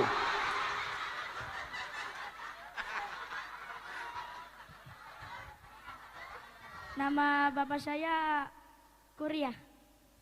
Kuryah? Bapaknya Kuryah, anaknya namanya susah amat. Kamu kelas berapa, Rifki? Kelas 9. Kelas 9. Besok kalau besar pengen jadi apa? Dokter. Dokter itu pinter apa goblok? Pinter. Goblok. Buktinya apa dokter itu goblok? Setiap orang datang pasti ditanya, kan goblok. Kalau pinter ngapain ditanya? Ibu muslimat kamu sakit apa? Itu kan. Dokter itu Ki yang pinter cuma satu, dokter hewan. Nggak pernah ditanya langsung disuntik. Nyos gitu. Siapa bilang dokter itu pinter, Kang? Saya punya temen, dokter spesialis THT, telinga, hidung, tenggorokan. Orangnya malah budek. Ayo. Berarti gak bisa apa-apa. Kamu besok dokter spesialis apa? Dokter Spesialis kelamin. Apa Rifki pertanyaannya, Pak Dokter? izin bertanya, Gus. Ya. Bagaimana cara Kamu Sunda? Oh, kamu Jawa. Majalengka banyak Jawanya, Kak? Oh, ada Jawa, ada Sunda. Saya itu bahasa Sunda biasanya cuman kaditu kadunya. Tema duduk dinya-nya kayak gitu. Cicing mah ulah gandeng, teh kucing mah diserondeng. Emang bener Kang Maman, kalau pengen bisa bahasa Sunda ya nikah sama orang Sunda. Ada janda muslimat di sini? Sing ngacung sing tua. Kadaluarsa. Kok gembur apaan ya gembur? Apa Mas Rifki pertanyaannya? Bagaimana cara mengatasi anak pemuda yang di luar sana itu, mereka itu mengetahui pemain sepak bola yang terkenal, tetapi mereka itu tidak mengetahui tokoh-tokoh Islam, NU, dan lain-lain. Keren. Coba, tokoh Islam yang kamu kenal siapa? Tatanya. Berarti termasuk kamu berarti. Tatanya sekarang, pemain sepak bola idola kamu siapa? Cristiano Ronaldo. Ya, Ronaldo. Idolamu orang Islam siapa? Nabi Muhammad. Nabi Muhammad. Selain Nabi Muhammad, keduren. Tokoh-tokoh Islam siapa? Kamu juga nggak tahu. Siapa? Gus Miftah. Almar'u ma'aman ahabba, yusyarul mar'u ma'aman ahabba. Seseorang itu besok di hari kiamat akan dikumpulkan bersama orang-orang yang dicintainya. Kalau kamu mencintai kiai kayak Kang Maman, besok di surga bareng kiai, amin. Kamu mencintai nabi, besok di surga bareng nabi, amin. Kamu mencintai artis dangdut, besok di akhirat akan mendapatkan alamat palsu. Geboy. Ya sekarang begini Mas. Salah satu kelemahan orang yang mengidolakan itu adalah fanatisme. Ta'assub ya bahasa agamanya kayak ta'assub. Ta'assub itu apa? Fanatisme buta, fanatik buta. Lah orang itu kalau sudah ta'assub biasanya ngawur. Contoh ta'assub dalam sepak bola, dalam olahraga. Supporter, kalau hanya sekedar menggunakan atribut, kamu Majalengka timnya apa ya? Persib Bandung umpamanya. Kamu pakai kaos jersinya Persib Bandung, bagus. Tapi kalau sudah ta'assub, tawuran antar supporter. Kalau kalah nggak terima bakar stadion, bakar sumur, itu kan nggak bagus. Bakar sumur dan lain-lain. Makanya kalau kamu mengidolakan seseorang itu yang dilihat apanya nak? Value-nya, nilainya. Mbak-mbak punya TikTok, punya Instagram, ibu-ibu punya Facebook. Tolong yang diikuti yang kira-kira memberikan value. Masa Kang, saya punya follower ibu-ibu, nenek-nenek umurnya 60 tahun. Jam 10 malam update status di Facebook. Ada nggak yang mau jadi imamku? Ya Allah. 60 tahun. Akhirnya saya jawab tak komentari, ada Bu Israel. Aku yang mana? Ibu-ibu muslimat punya Facebook apa enggak? Punya. Punya TikTok apa enggak? Jangan, muslimat kok punya TikTok, jangan-jangan goyang pargoy. Nanti suaminya tanya, Bu sudah masak apa belum? Dijawab, kamu nanya. Sekarang itu nganu, Kang ya, viral zaman sekarang itu lebih gampang dibandingkan dulu zaman-zaman kita. Sekarang apa-apa viral kok. Nyanyi satu lagu viral, begitu sulit, lupakan silit, viral. Cuman ngomong kamu nanya, viral. Apalagi yuk, cuak, viral. Nggak bahaya tah, viral. Meledak. Nah, kalau bahasanya Rifki, selebeu, itu ya viral. Ganjel toh, viral. Makanya kamu bisa begitu, Mas apa namanya? Rizky, kamu di alam kubur ditanya, hei Rizky, man rob buka jawaban kamu nanya. Gebuk cangkeme karo malaikat. Digebuk, Gelundung, malaikatnya bengok, toh ganjel toh kayak gitu.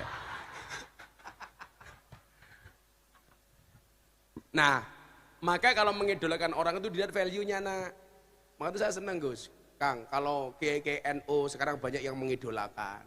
Itu berarti dakwah yang ramah bisa diterima oleh masyarakat dari semua lapisan. Alhamdulillah. Ya, terakhir mbaknya, calon istrinya Rifki. Assalamualaikum warahmatullahi wabarakatuh. Waalaikumsalam. Perkenalkan nama saya Leni Marlina. Siapa? Leni Marlina. Leni Marlina, panggilannya Leni. Iya. Kok kayak artis sinetron ya? Kelas berapa Leni? 12 IPS. 12 IPS. Cita-citanya pengen jadi apa? Pengusaha bisnis. Pengusaha besi. Wow. Bisnis. Bisnis. Lah pengusaha bisnis iki piye iki? Bisnisnya apa? Industri. Hah? Industri.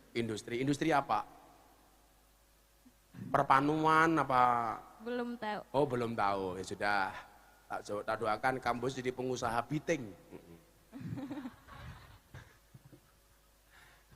Apa pertanyaannya? Izin tanya, apa saja upaya-upaya yang harus dilakukan oleh para pelajar dalam mewujudkan suatu kebangsaan? Dalam mewujudkan? Suatu kebangsaan. Suatu kebangsaan keprimen ya? Mumet dah si Inyong. Bagaimana peran siswa dalam mengupayakan kebangsaan? Kebangsaan apa? Ya, Aku pusing. kayak peran. Peran. Perannya kenapa? Peran pemuda dalam bahasa dalam Indonesia. berbahasa Ya jangan ngomong Indonesia. Sunda. Ya pelan-pelan tarik nafas 1 jam. Jangan keluarkan. Pelan-pelan, Mbak Leni. Tarik nafas. Tahan. Jangan keluarin dulu gitu loh. Ya udah, apa pertanyaannya? Bagus. Oh, belum. Apa? Apa saja peran-peran yang harus dilakukan oleh para pelajar dalam berbangsa Indonesia? Kayak gini. Leni apal nggak dengan Undang-Undang Dasar 1945? Apal. Coba ayo. Bonus kalau apal tak tambahi 200.000. Kan tadi opahnya 300. Kalau kamu apal tak tambahi 200.000 lagi. Undang-Undang Dasar 1945 pembukaan. Bahwa Ulangi pelan-pelan dari awal. Yo. Undang-Undang Dasar Negara Republik Indonesia tahun 1945 pembukaan bahwa sesungguhnya kemerdekaan itu ialah hak segala bangsa dan oleh sebab itu maka penjajahan di atas dunia harus dihapuskan karena tidak sesuai dengan peri kemanusiaan dan peri keadilan dan perjuangan pergerakan kemerdekaan Indonesia telah sampailah kepada saat yang berbahagia dengan selamat sentosa mengantarkan rakyat Indonesia ke depan pintu gerbang kemerdekaan Indonesia yang bersatu, berdaulat, adil dan makmur atas berkat rahmat Allah yang maha kuasa dan dengan didorongkan oleh keinginan luhur supaya Disertai. Ayo kowe.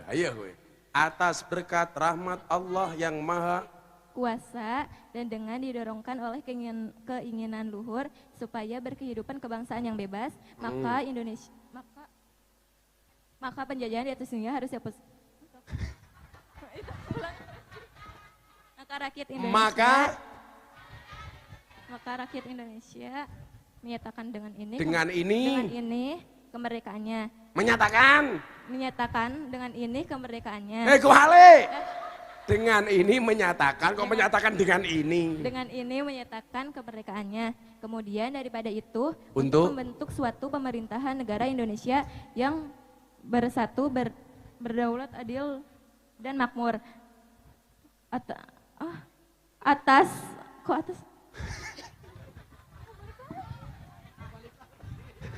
Balik ke atas lagi. Sekarang gini Mbak siapa tadi namanya? Leni. Peran kita itu gampang kok. Saya itu sebenarnya jengkel ya dengan kurikulum sekolah hari ini. Itu menghilangkan wawasan kebangsaan, cinta dan tanah air. Dulu Kang Maman ini SD itu diajari pelajaran namanya PSPB. Pendidikan Sejarah Perjuangan Bangsa. Sekarang sudah nggak ada. Dulu kita diwajibkan untuk menghafalkan nama-nama pahlawan. Sekarang nggak ada. Dulu kita diwajibkan untuk menyanyikan lagu-lagu kebangsaan. Bahkan nama menteri lo hafal. Coba kamu tak tanya. Menteri Sekretaris Negara.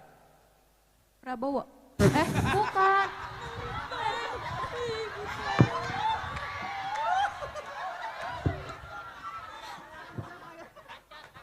Menteri Sekretaris Negara Prabowo. Bukan. Kalau Prabowo itu calon presidennya Kang Maman. Siapa? Menteri Sekretaris Negara. Lucinta Lupa Luna. lagi. Lucinta Luna. Bukan. Siapa? Lupa lagi.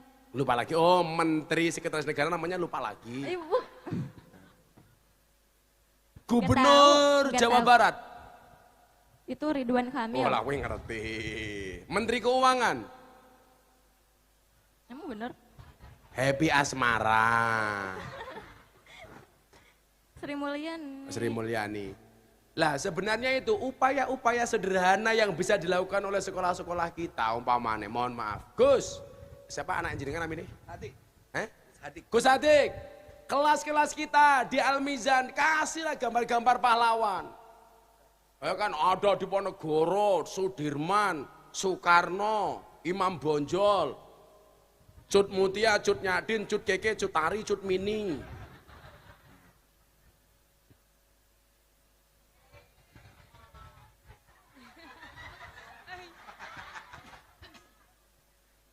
Iya ya, kalau wajahnya pengantin baru itu bersinar. Bukan bersinar kena matahari. Jadi upaya kita apa? Mencintai bangsa ini dengan tidak melupakan sejarah, membangun wawasan kebangsaan, mengenal dan menghormati para pemimpin-pemimpin kita. Itu upaya pelajar hari ini. Minimal itu aja lah dek. Itu. Saya tuh gak seneng. Siapa Presiden Indonesia? Jokowi. Itu gak pantas. Bahasanya apa? Siapa Presiden Indonesia? Bapak Jokowi. Kayak kemarin saya di Cilacap, siapa nama wakil presiden? Amar Ma'ruf Nahi Mungkar lah gitu. Itu gimana kun? Pak Kiai Ma'ruf yang sopan deh. Menyebut nama pemimpin itu bagian dari upaya dan perannya pelajar untuk mencintai bangsa ini. Yaudah, masing-masing 300.000. 1, 2, 3, Rizky. Untuk beli apa? Slot tak ajar. Slot. 2, 3. Kapin. 2, 3. Tadi siapa namanya ini? Mila. Aduh, giliran Leni uangnya habis. 2, 3, Leni. Ayo, dibuka kaosnya, kaos dari Kadin. Berdiri sini, dekat sini. Foto. Dibuka. Kamu gak usah pegangan burung toh, burungnya dipegangin aja. Ayo dibuka. Ayo sana, lihat tuh.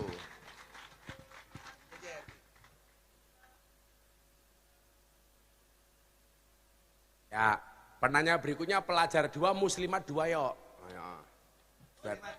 Ayo muslimat, ada yang berani gak muslimat? Muslimat.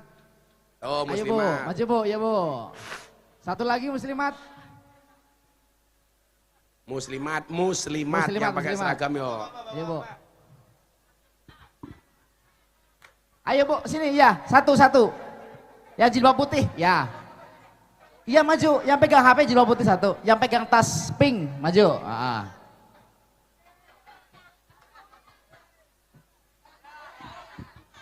Kamu udah Bibi. Apa pelajarnya? Agak cepat ibu ke depannya. Pelajarnya satu lagi mas. 2 pelajar 2 muslimat loh. Ceweknya satu. Pelajar ceweknya iya pak. Ibu, mana ibu? Tak ya.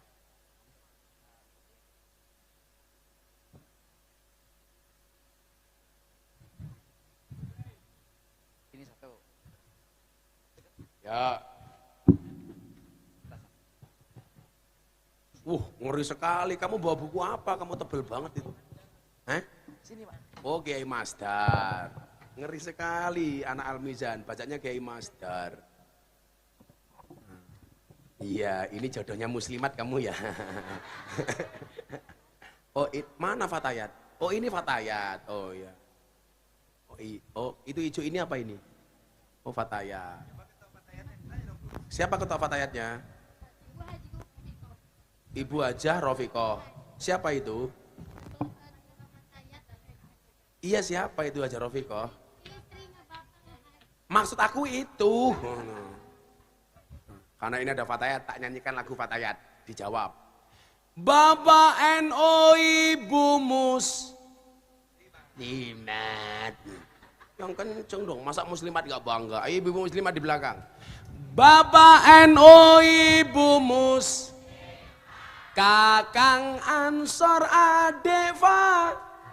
Ade Fatayat tahlilane saben malam Jumat mulai tahlilan padha nggawa berkah rahmat goblok berkat bahasa dipikir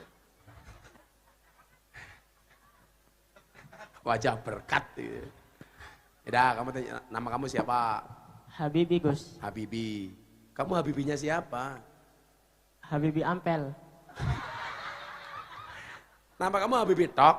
Habibinya aja Gus, dikasih marga namanya Ampel. Karena saya lahir di Ampel Gus. Oh, Ampel mana? Surabaya? Ligung, dekat Ampel Ligung.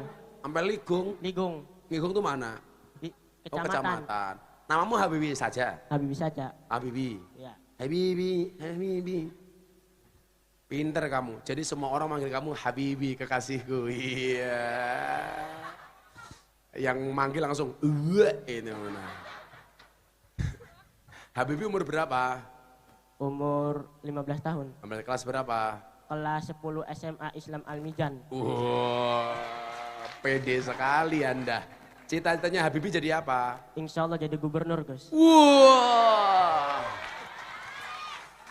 Gubernur Jawa Barat, Habibi, periode tahun 2200. Semodar.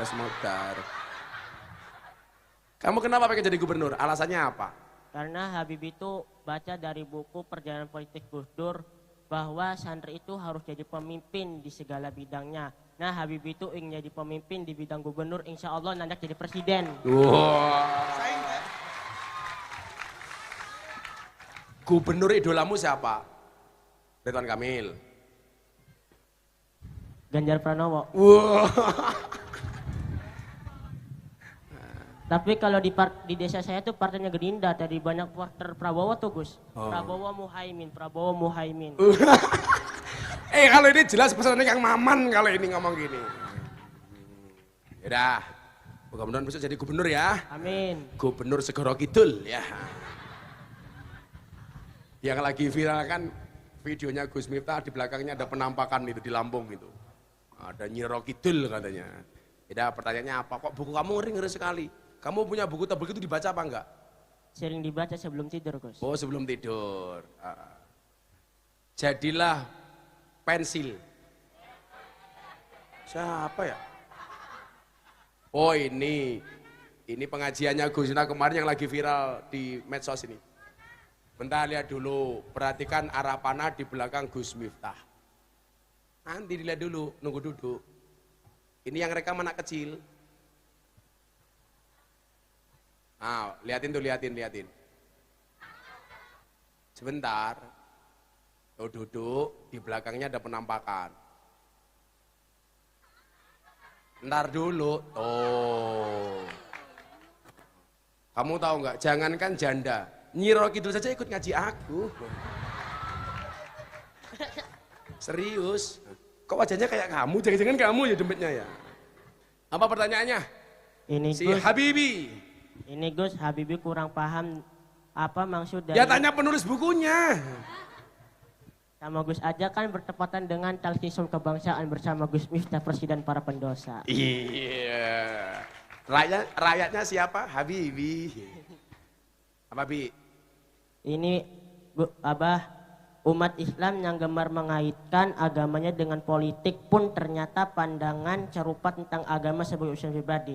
Nah, yang Habibi kurang paham tuh apa hubungan agama dengan politik tuh Gus? Nah, yang jawab masternya politik. Kan aku bukan politikus. Yang kamu tanyain apa? Peran politik terhadap agama, Gus. Itu Peran politik terhadap agama. terhadap agama. Kamu sekolahmu dapat bos nggak? Belum, Gus. Masa nggak dapat bos kita kan? Udah. Sudah sok tahu kamu. Kamu tahu undang-undang pesantren nggak? Tahu. Undang-undang pesantren dulu itu awalnya yang mengusulkan siapa? Kiai. Anggota DPR, DPR PKB, ini orangnya nih. Hai. Berarti politik penting apa enggak? Pengikutnya. Pengikutnya. Kalau nggak ada politikus kita di Senayan, kira-kira ada muncul undang-undang pesantren apa enggak? Enggak. Ah, berarti penting nggak politik itu? Benar. Penting. Lah, kamu pengen jadi gubernur? Pengen. Bisa nggak jadi gubernur tanpa politik? Gak bisa. Harus melewati mekanisme politik. Makanya orang baik kayak Kang Maman itu harus didorong untuk masuk politik. Sallallahu Nabi Muhammad. Alasan saya sederhana. Kalau orang baik nggak mau masuk politik, maka politik isinya orang jelek. Betul? Kan gitu. Kalau kamu pengen jadi gubernur nggak masuk politik, ya mana bisa? Kalau Gus Miftah kemarin, kalau ngomong politik ini, Kang Maman kemarin tak ceritain di Mekah. Pak Prabowo datang ke tempat saya, Gus doakan saya jadi presiden, tak doakan. Tolong besok kalau saya jadi presiden, Gus Miftah jadi menteri agama. Saya jawab, saya nggak mau. Kalau saya jadi menteri agama, yang seneng Al-Mizan, ngundang nggak pernah amplopan. Yang seneng Gus Hadik, gratisan baik. Karena memang saya tidak punya kepentingan, passion saya dalam bidang politik. Saya ditawari, Gus, nyalon gubernur. Enggak. Kamu baru pengen toh? Gus Miftah sudah ditawari suruh nyalon gubernur. Saya enggak mau. Karena memang saya enggak punya kepentingan. Saya mendorong orang-orang baik yang punya dan paham politik seperti Kang Maman.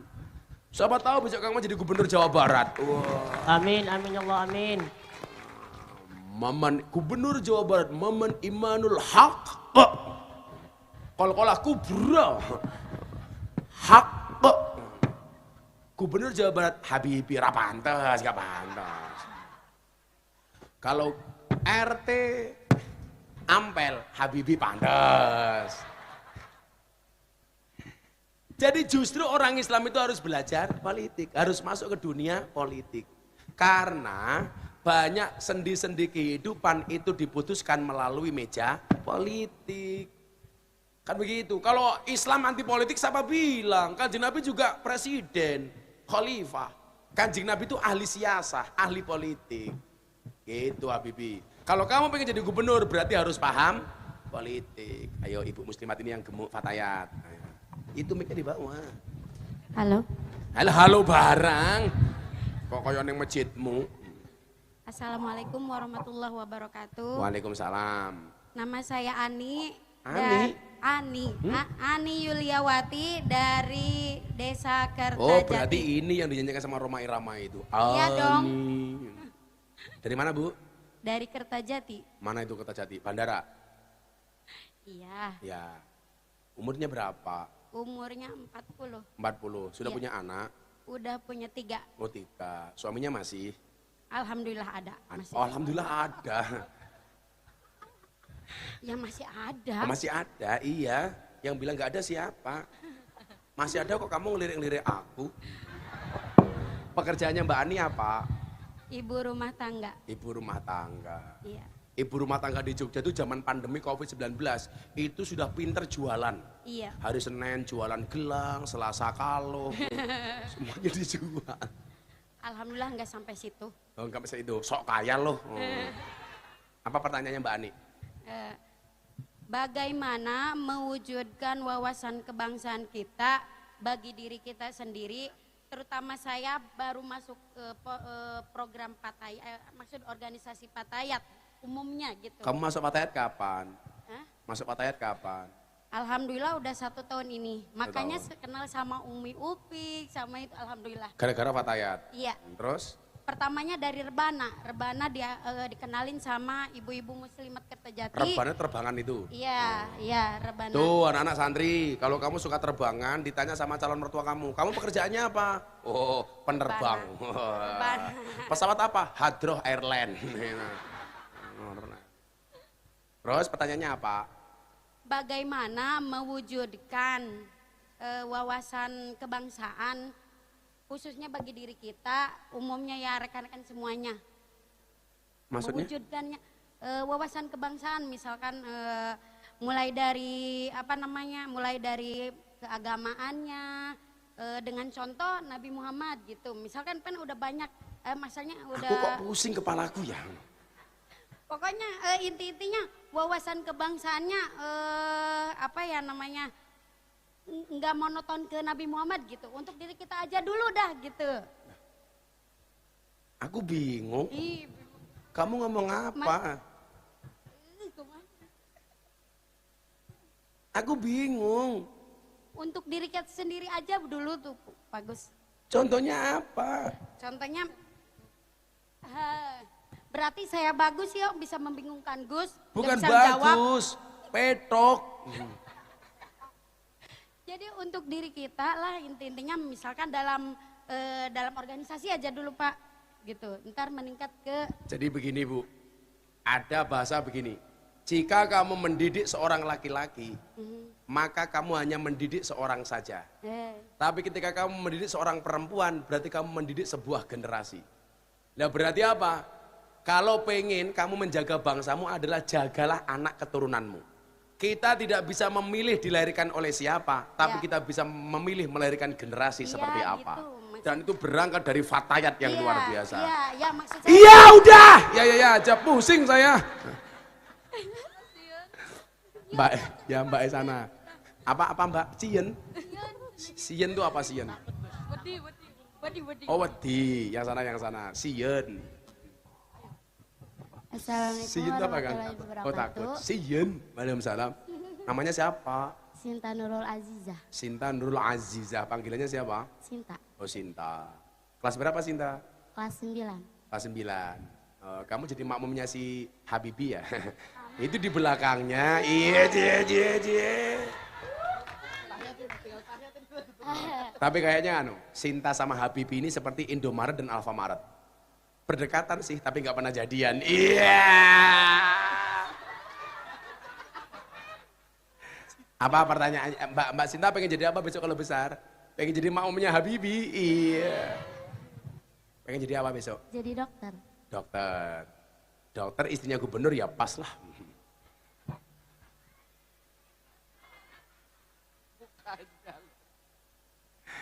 Kayaknya kalau Habibie menikah dengan Sinta, Habibie bersyukur, Sinta bersabar. Apa Sinta? Bagaimana cara meningkatkan semangat nasionalisme pada kaum milenial? Sebagaimana cara meningkatkan semangat nasionalisme pada kaum nasionalis. Saya itu masih sangat menghargai kalau sekolah-sekolah hari Senin masih melaksanakan upacara bendera. Di Al-Mizan ada nggak upacara bendera? Ada, bagus. Mengibarkan merah putih, hormat, gerak kepada merah putih, itu keren. Mbah-mbah kita dulu Mbak Sinta, kalau bikin rumah itu kalau kayu di Jawa Barat yang di tengah paling besar itu namanya apa Kak? Yang di tengah itu dulu. Kalau di Jawa namanya bandar. Suhunan. Kalau dulu orang mbah kita dikasih apa Mas? Bendera merah putih. Kenapa? Karena orang dulu Dek, kalau pasang bendera di atas di depan rumah itu diturunkan sama Belanda diancam bunuh. Maka kemudian disiasati, masang merah putihnya di Suwunan, di bandar. Tujuannya apa? Zaman dulu belum ada plafon, belum ada internet.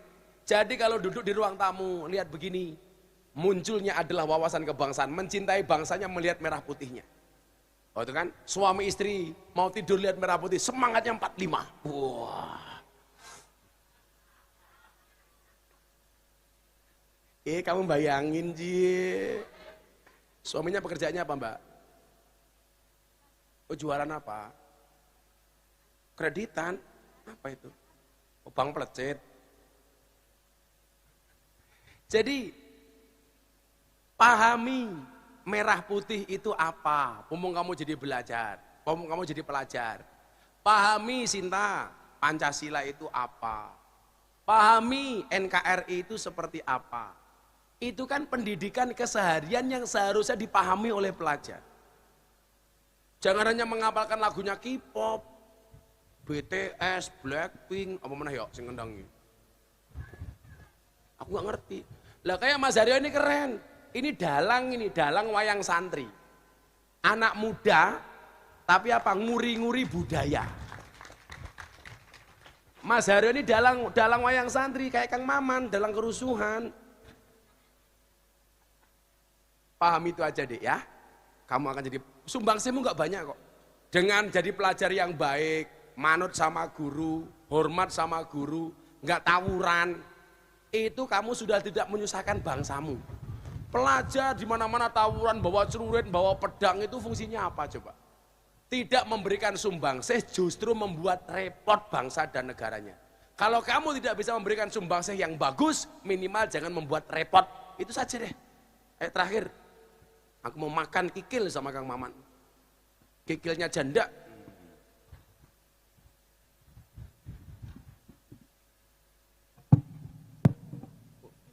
Assalamualaikum warahmatullahi wabarakatuh. Waalaikumsalam. Sebelumnya terima kasih atas waktunya. Ya, Gus, ya.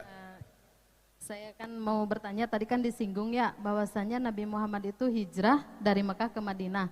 Nah, sedangkan ada sebuah hadis kalau itu mencintai negeri itu sebagian dari iman. Nah, sedangkan kalau yang hijrah itu kan meninggalkan sebuah negeri ya, apakah itu juga disebut dengan mencintai, masih cinta? Mekah sama Madinah itu mati satu negara apa enggak? Ini teksnya dari hijrahnya. Apanya? Hijrahnya, pindah. Kalau hijrah secara filosofi itu adalah al-hijratu man hajarassu, meninggalkan keburukan menuju kebaikan. Itu filosofinya. Kalau Sayyidina Utsman, al-hijratu farraqat bainal haq wal batil. Orang yang bisa memetakan mana yang hak, mana yang batil. Makanya Kanjeng Nabi itu ketika hijrah itu ada satu hadis yang paling masyhur. Innamal a'malu binniyat. Nah, kalau sampean katakan pelajaran nasionalisme kok justru Kanjeng Nabi meninggalkan kota Mekah, dia pergi untuk kembali. Makanya kenapa kemudian ada istilah haji wada? Kan Kanjeng Nabi kembali. Satu ayat yang paling terkenal hari itu apa? Al-yauma akmaltu lakum dinakum wa atmamtu alaikum ni'mati wa raditu lakumul islama dina. Tapi justru ketika dia meninggalkan Mekah dengan mengatakan kamu adalah tanah yang paling aku cintai, begitu masuk kota Madinah mengatakan anugerahkan kepadaku mencintai kota Madinah, itu menunjukkan rasa nasionalisme Kanjeng Nabi. Udah deh, udah jam 4, aku capek. Ya, masing-masing 300.000. Untuk beli apa kamu? Buku anak. Nah itu Mbak Sien. Namanya Mbak Sien tadi ya? Ya, Sien tadi bilangnya. Sien. Kamu ngapain? Masa gubernur nerima uang? Oh ambil berkah. Nah. Kertajati kemahiu nih. Cinta. Kaosnya dibuka ya. Aduh. Kalau kamu pakai kaosnya Gus Miftah, Mbak Ani, kamu serasa meluk Gus Miftah. Ada gambarnya. Alah dicium-cium. Ya. Nah, yuk selawatan yuk.